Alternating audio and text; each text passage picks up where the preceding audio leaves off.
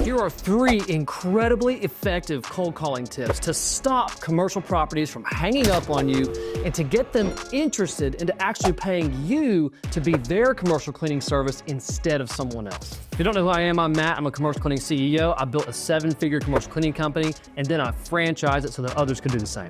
Now, the problem that we have to deal with these buildings is they get hundreds of calls per day.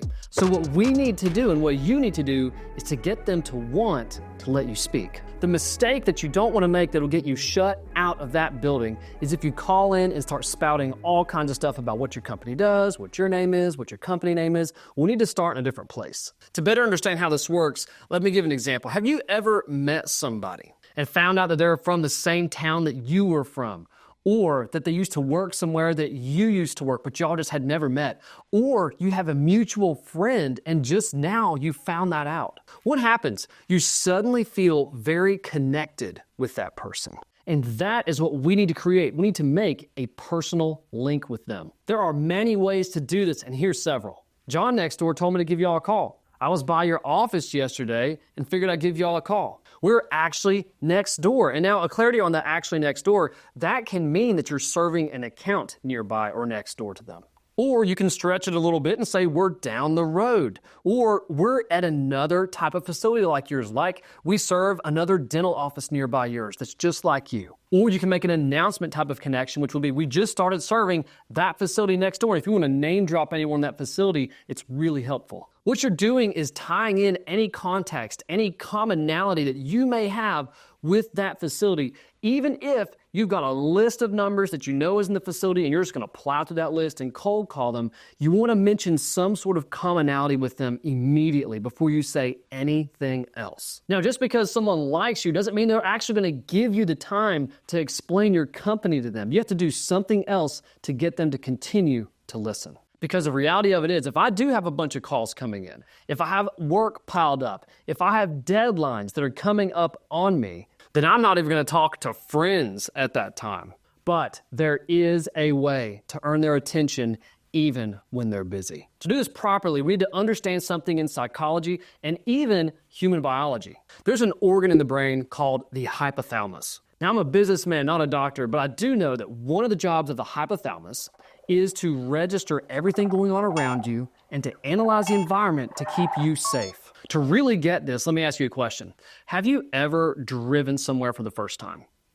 And then whenever you drove back, it seemed to take half the amount of time when you drove back. Or whenever you do your commute, wherever you're going from work to home or anywhere around your town that's very familiar. Have you ever zoned out while driving? You got in your car and suddenly you were there. That is your hypothalamus at work.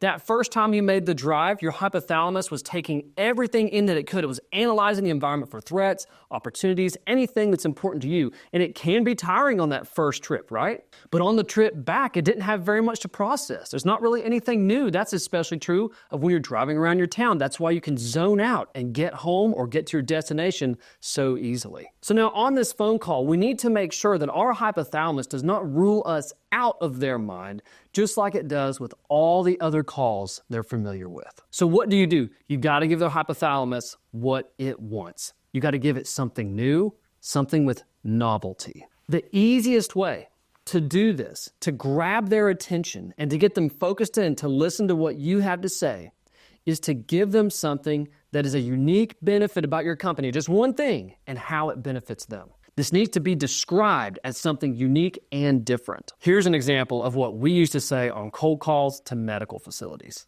We specialize in implementing something called the Med Clean method, which is a healthcare cleaning program that eliminates hospital-acquired infections and ensures your facility passes regulatory audits. Now, this short statement was extremely effective at setting us apart and getting the attention of medical administrators and even doctors. So that is the second tip to make your cold calls that much more effective. You've got to give them something unique that they've never heard of, and it needs to be tied to how it's important and beneficial to them. Now, that's great and extremely effective at getting their attention, but most likely, if they are a high-paying client and going to be a high-profit client for you, they may not be ready to make a change yet. And it is at this point that many commercial cleaning business owners make a mistake. Professional business owners know that this delay is an incredible opportunity to increase profitability.